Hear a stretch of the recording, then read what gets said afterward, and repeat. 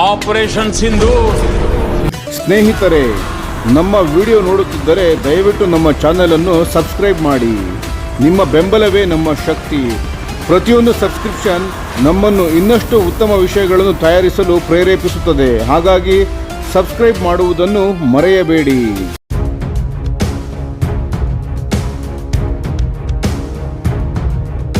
ಭಾರತದ ದೀರ್ಘ ದೂರ ನಿಖರ ದಾಳಿಗೆ ಸೂರ್ಯಾಸ್ತ್ರ ರಾಕೆಟ್ ವ್ಯವಸ್ಥೆಯ ಅನಾವರಣ. ಭಾರತವು ತನ್ನ ಹೊಸ ಸೂರ್ಯಾಸ್ತ್ರ ರಾಕೆಟ್ ಆರ್ಟಿಲರಿ ವ್ಯವಸ್ಥೆಯನ್ನು ಗಣರಾಜ್ಯೋತ್ಸವದ ಕಾರ್ಯಕ್ರಮಗಳ ವೇಳೆ ಸಾರ್ವಜನಿಕವಾಗಿ ಪರಿಚಯಿಸಿದೆ. ಇದು ಇಸ್ರೇಲ್ನ Elbit systems pulse precise and universal launching ಸಿಸ್ಟಮ್ಸ್ನ ಆಧಾರಿತವಾಗಿದ್ದು ಭಾರತೀಕರಣಗೊಂಡ ರೂಪಾಂತರವಾಗಿದೆ.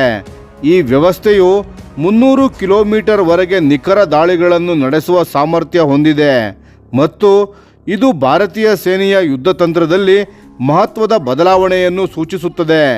ಚೀನಾ ಮತ್ತು ಪಾಕಿಸ್ತಾನದ ವಿರುದ್ಧ ಉನ್ನತ ತೀವ್ರತೆಯ ಯುದ್ಧ ಪರಿಸ್ಥಿತಿಗಳಲ್ಲಿ ಇದನ್ನು ಬಳಸಲು ವೇಗವಾಗಿ ಚಲಿಸುವ ದೀರ್ಘ ದೂರದ ನಿಖರ ಅಗ್ನಿಶಕ್ತಿ ಲಾಂಗ್ ರೇಂಜ್ ಪ್ರಿಸಿಷನ್ ಫೈರ್ಸ್ ಭಾರತೀಯ ಸೇನೆಯ ಹೊಸ ಆದ್ಯತೆಯಾಗಿ ಹೊರಹೊಮ್ಮುತ್ತಿದೆ. 2026 ಜನವರಿ 26ರಂದು ಗಣರಾಜ್ಯೋತ್ಸವದ ವೇದಿಕೆಯನ್ನು ಎಲ್ಬಿಟ್ ಸಿಸ್ಟಮ್ಸ್ ಸೂಕ್ಷ್ಮವಾಗಿ ಬಳಸಿಕೊಂಡು ಒಂದು ಸ್ಪಷ್ಟ ಸಂದೇಶವನ್ನು ನೀಡಿದೆ. ಅದೇನೆಂದರೆ ಭಾರತೀಯ ಸೇನೆಯ ಅಗ್ನಿಶಕ್ತಿ ಯೋಜನೆಯಲ್ಲಿ ಮೌನವಾಗಿ ಆದರೆ ದೊಡ್ಡ ಬದಲಾವಣೆ ನಡೆಯುತ್ತಿದೆ. ಇಸ್ರೇಲ್ನ ಪಲ್ಸ್ ವ್ಯವಸ್ಥೆಯೇ ಇದೀಗ ಭಾರತದಲ್ಲಿ ಸೂರ್ಯಾಸ್ತ್ರ ಎಂಬ ಹೆಸರಿನಲ್ಲಿ ಅಧಿಕೃತವಾಗಿ ಕಾಣಿಸಿಕೊಂಡಿದೆ. ಇದು ಪ್ರಯೋಗಾತ್ಮಕ ಮಾದರಿಯಲ್ಲ, ಕಾರ್ಯಾಚರಣೆಗೆ ಸಿದ್ಧವಾಗುತ್ತಿರುವ ವ್ಯವಸ್ಥೆ ಎಂಬುದೇ ಇಲ್ಲಿನ ಮುಖ್ಯ ಅಂಶವಾಗಿದೆ. ಇತ್ತೀಚಿನ ಗಡಿ ಸಂಘರ್ಷಗಳಿಂದ ಪಾಠಗಳನ್ನು ಕಲಿತಿರುವ ಭಾರತ ತನ್ನ ಆಧುನಿಕ ಯುದ್ಧಗಳಲ್ಲಿ ವೇಗದ ಕಿಲ್ ಚೈನ್ ಮತ್ತು ಡೀಪ್ ಪ್ರಿಸಿಷನ್ ಫೈರ್ಸ್ಗಳು ಎಷ್ಟು ಮುಖ್ಯವೆಂಬುದನ್ನು ಚೆನ್ನಾಗಿ ಅರಿತಿದೆ. ಆ ಕಾರಣಕ್ಕೆ ಸೂರ್ಯಾಸ್ತ್ರದ ಪ್ರದರ್ಶನ ಪೆರೇಡ್ ಶೋಗಿಂತಲೂ ಭಾರತೀಯ ಆರ್ಟಿಲರಿಯ ಭವಿಷ್ಯದ ದಿಕ್ಕಿನ ಸೂಚನೆ ಎಂದು ಹೇಳಬಹುದು. ಸೂರ್ಯಾಸ್ತ್ರದ ತಾಂತ್ರಿಕ ವೈಶಿಷ್ಟ್ಯಗಳು. ಪಲ್ಸ್ ಆಧಾರಿತ ಸೂರ್ಯಾಸ್ತ್ರವು ಸ್ವಾಪಬಲ್ ಟ್ವಿನ್ ಪೋಡ್ ಆರ್ಕಿಟೆಕ್ಚರ್ ಅನ್ನು ಬಳಸುತ್ತದೆ. ಅಂದರೆ 2 ಸೀಲ್ ಮಾಡಿದ ರಾಕೆಟ್ ಪಾಡ್ಗಳನ್ನು ಬೇಗನೆ ಬದಲಾಯಿಸಬಹುದು. 150 ಕಿಲೋಮೀಟರ್ ವರೆಗೆ ಎಕ್ಸ್ಟ್ರಾ ವರ್ಗದ ಗೈಡೆಡ್ ರಾಕೆಟ್ಸ್ಗಳು ಹಾಗೂ 300 ಕಿಲೋಮೀಟರ್ ವರೆಗೆ ಪ್ರಿಡೇಟರ್ ಹಾಕ್ ಪ್ರಿಸಿಷನ್ ರಾಕೆಟ್ಸ್ಗಳು. ಈ ವ್ಯವಸ್ಥೆಯ ಮೂಲಕ ಶಾರ್ಟ್ ರೇಂಜ್ ಫೈರ್ ಸಪೋರ್ಟ್ನಿಂದ ಹಿಡಿದು ಡೀಪ್ ಸ್ಟ್ರೈಕ್ ಮಿಷನ್ಸ್ಗಳವರೆಗೆ ಒಂದೇ ಲಾಂಚರ್ನ ಮೂಲಕ ನಿರ್ವಹಿಸಬಹುದು. ಪಲ್ಸ್ ಪಾಡ್ ಆಯ್ಕೆಗಳು. ಮ್ಯಾನುಫ್ಯಾಕ್ಚರರ್ ಡೇಟಾ ಪ್ರಕಾರ ಪ್ರತಿ ಪಾಡ್ಗೆ 18x122 mm ಆಕ್ಯುಲರ್ ಗೈಡೆಡ್ ರಾಕೆಟ್ಸ್ಗಳು ಕಡಿಮೆ ದೂರದ ನಿಖರ ದಾಳಿಗೆ. ಪ್ರತಿ ಪಾಡ್ಗೆ 10x160 mm ಆಕ್ಯುಲರ್ ರಾಕೆಟ್ಸ್ಗಳ ಹೆಚ್ಚು ಶಕ್ತಿಯ ದಾಳಿ. ಪ್ರತಿ ಪಾಡ್ಗೆ 4x306 mm ಎಕ್ಸ್ಟ್ರಾ ರಾಕೆಟ್ಸ್ ಸುಮಾರು 150 ಕಿಲೋಮೀಟರ್ ರೇಂಜ್ ಉಳ್ಳದ್ದು ಹಾಗೂ ಪ್ರತಿ ಪಾಡ್ಗೆ 2x370 mm ಪ್ರಿಡೇಟರ್ ಹಾಕ್ ರಾಕೆಟ್ಸ್ಗಳು 300 ಕಿಲೋಮೀಟರ್ನ ಡೀಪ್ ಸ್ಟ್ರೈಕ್ ಕೆಪಬಿಲಿಟಿಗಾಗಿ. ಈ ವಿನ್ಯಾಸದ ಲಾಭವೇನೆಂದರೆ ಕಮಾಂಡರ್ಗಳು ಗುರಿಯ ಪ್ರಕಾರ ಲೋಡೌಟ್ ಆಯ್ಕೆ ಮಾಡಬಹುದು.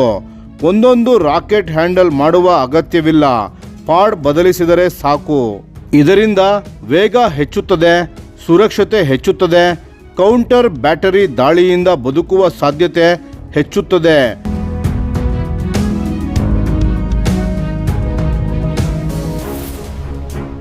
ಶೂಟ್ ಅಂಡ್ ಸ್ಕೂಟ್ ತಂತ್ರ ಪ್ರಮುಖ ಅಂಶ. ಪಲ್ಸ್ ತರಹದ ವ್ಯವಸ್ಥೆಗಳು ಗುರಿ ಸ್ಥಾನಕ್ಕೆ ತ್ವರಿತವಾಗಿ ತಲುಪುವುದು, ಡಿಜಿಟಲ್ ಫೈರ್ ಮಿಷನ್ಗಳನ್ನು ಸ್ವೀಕರಿಸುವುದು, ನಿಖರ ರಾಕೆಟ್ಗಳನ್ನು ಹೊಡೆದು ಶತ್ರು ಕೌಂಟರ್ ಬ್ಯಾಟರಿಗಳ ರೆಡಾರ್ಗಳಿಗೆ ಪ್ರತಿಕ್ರಿಯಿಸುವ ಮೊದಲು ಸ್ಥಳವನ್ನು ಬದಲಾಯಿಸುವುದು. ಈ ಎಲ್ಲವನ್ನು ಕೆಲವೇ ನಿಮಿಷಗಳಲ್ಲಿ ಮಾಡುತ್ತವೆ. ಭಾರತದ LOC ಮತ್ತು LAC ಪ್ರದೇಶಗಳಲ್ಲಿ ಕೌಂಟರ್ ಬ್ಯಾಟರಿ ಯುದ್ಧಗಳು ಗಂಟೆಗಳಲ್ಲಿ ಅಲ್ಲ, ಕೆಲವೇ ನಿಮಿಷಗಳಲ್ಲಿ ನಿರ್ಧಾರವಾಗುತ್ತವೆ. ಅಂತಹ ಪರಿಸ್ಥಿತಿಯಲ್ಲಿ ಮೊಬಿಲಿಟಿ ಮತ್ತು ಸಿಗ್ನೇಚರ್ ರಿಡಕ್ಷನ್ ಜೀವಾಳವಾಗಿರುತ್ತದೆ. ಒಪ್ಪಂದದ ಹಿನ್ನೆಲೆ ಅತ್ಯಂತ ಮಹತ್ವದ ಸೂಚನೆ. 2026 ಜನವರಿ ಆರಂಭದಲ್ಲಿ ಭಾರತೀಯ ಮಾರುಕಟ್ಟೆಯ ಮಾಹಿತಿಯ ಪ್ರಕಾರ ಸುಮಾರು 292.69 ಕೋಟಿ ಮೌಲ್ಯದ ಅಂದರೆ ಸುಮಾರು $35 ಮಿಲಿಯನ್ ಮೌಲ್ಯದ ಎಮರ್ಜೆನ್ಸಿ ಪ್ರೊಕ್ಯೂರ್ಮೆಂಟ್ ಆರ್ಡರ್ ಅನ್ನು ಪುಣೆಯ ನಿಬೆ ಲಿಮಿಟೆಡ್ ಕಂಪನಿಗೆ ನೀಡಲಾಗಿದೆ. ಈ ಒಪ್ಪಂದದಲ್ಲಿ universal rocket launcher equipment, accessories, electronic sequencing, programming systems, ಸುಮಾರು 150 ಕಿಲೋಮೀಟರ್ನಿಂದ ಮತ್ತು 300 ಕಿಲೋಮೀಟರ್ ರಾಕೆಟ್ಗಳಿಗೆ ಸಂಬಂಧಿಸಿದ ಅಮ್ಯುನೇಷನ್ಗಳು ಇವೆಲ್ಲವೂ ಸೇರಿವೆ.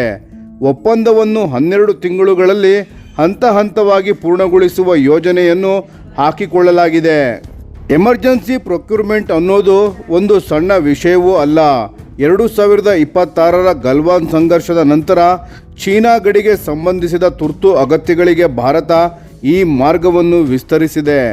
ಇದರಿಂದ 2026ನೇ ವರ್ಷವೇ ಸೂರ್ಯಾಸ್ತ್ರದ ಪ್ರಥಮ ಕಾರ್ಯಾಚರಣೆಯ ವರ್ಷವಾಗುವ ಸಾಧ್ಯತೆ ಇದೆ.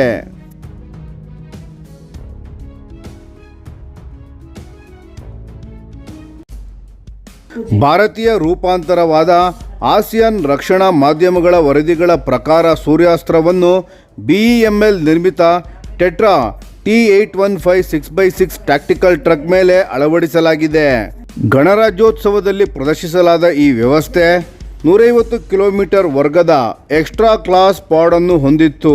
ಇದು ಭಾರತದ ಆರಂಭದಲ್ಲಿ 300 ಕಿಲೋಮೀಟರ್ಗಿಂತ 150 ಕಿಲೋಮೀಟರ್ನ ಗೈಡೆಡ್ ರಾಕೆಟ್ಸ್ಗಳ ಮೇಲೆ ಹೆಚ್ಚು ಗಮನ ಹರಿಸುತ್ತಿದೆ ಎಂಬುದನ್ನು ಸೂಚಿಸುತ್ತದೆ.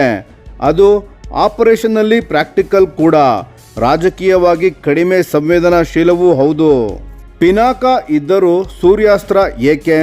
ಭಾರತದ ಬಳಿ ಈಗಾಗಲೇ ಪಿನಾಕ, BM-21 ಗ್ರ್ಯಾಡ್, ಸ್ಮಾರ್ಕ್ ಇವೆ. ಆದರೆ ಸಮಸ್ಯೆ ಅಂದರೆ ರೇಂಜ್ ಮತ್ತು precision at scale. Pinaka guided ವೇರಿಯಂಟ್ಸ್ಗಳು ಬರುತ್ತಿದ್ದರೂ ಬಹುತೇಕ ಇನ್ವೆಂಟರಿ ಇನ್ನೂ 40ರಿಂದ 90 ಕಿಲೋಮೀಟರ್ ವರ್ಗದ ಕ್ಷಿಪಣಿಗಳೇ ತುಂಬಿದೆ. ಗ್ರ್ಯಾಡ್ ಶಾರ್ಟ್ ರೇಂಜ್ ವರ್ಕ್ಹಾರ್ಸ್ ಆಗಿದ್ದು, ಸ್ಮಾರ್ಕ್ ಶಕ್ತಿಶಾಲಿ ಆದರೆ ಹೆಚ್ಚಿನ ಬಾರಿ 100 ಕಿಲೋಮೀಟರ್ನ ಒಳಗೆ ದಾಳಿ ಮಾಡಲಿದೆ. ಸೂರ್ಯಾಸ್ತ್ರ ಮಾತ್ರ ಆರಂಭದಿಂದಲೇ ಆಪರೇಷನಲ್ ಡೆಪ್ತ್ಗೆ ಪ್ರಿಸಿಷನ್ ಸ್ಟ್ರೈಕ್ ಮಾಡಲು ವಿನ್ಯಾಸಗೊಂಡಿದೆ.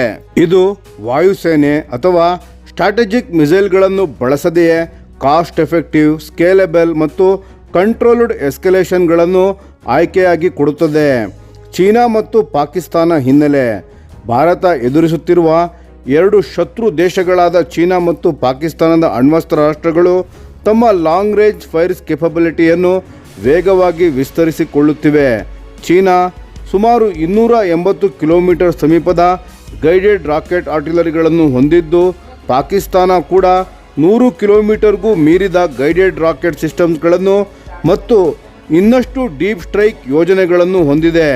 ಈ ಹಿನ್ನೆಲೆಯಲ್ಲಿ 150ರಿಂದ 300 ಕಿಲೋಮೀಟರ್ನ ಆರ್ಟಿಲರಿ ರಾಕೆಟ್ ಲೇಯರ್ ಭಾರತಕ್ಕೆ ಸ್ಟ್ರಾಟಜಿಕ್ ಮಿಸೈಲ್ಸ್ ಮತ್ತು ಸಾಮಾನ್ಯ ಆರ್ಟಿಲರಿ ನಡುವಿನ ಅತ್ಯಂತ ಅಗತ್ಯವಾದ ಮಧ್ಯಮ ಆಯುಧವಾಗಿದೆ. ಮೇಕ್ ಇನ್ ಇಂಡಿಯಾ ಸಂದೇಶ.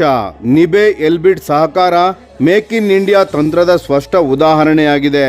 ವಿದೇಶಿ ತಂತ್ರಜ್ಞಾನ, ಸ್ಥಳೀಯ ಉತ್ಪಾದನೆ, ಭಾರತೀಯ ಲಾಜಿಸ್ಟಿಕ್ಸ್, ಮುಂದಿನ ಹಂತದಲ್ಲಿ ದೇಶೀಯ ಸುಧಾರಣೆ. ಭವಿಷ್ಯದಲ್ಲಿ ಸೂರ್ಯಾಸ್ತ್ರವು indigenous long range Pinaka variants ಬರುವವರೆಗೆ ಬ್ರಿಡ್ಜ್ ಕೇಪಬಿಲಿಟಿ ಆಗಬಹುದು.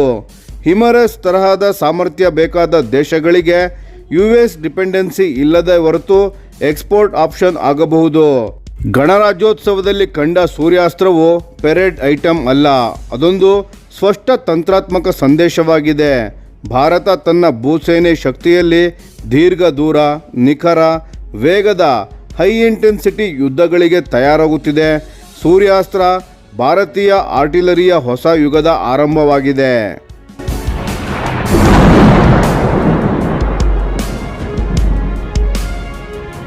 ಈ ವಿಡಿಯೋ ನಿಮಗೆ ಇಷ್ಟವಾಗಿದ್ದರೆ ಲೈಕ್ ಮಾಡಿ ಮತ್ತು ನಮ್ಮ ಚಾನೆಲನ್ನು ಸಬ್ಸ್ಕ್ರೈಬ್ ಮಾಡಿ ಹಾಗೂ ಬೆಲ್ ಐಕಾನ್ ಒತ್ತಿ.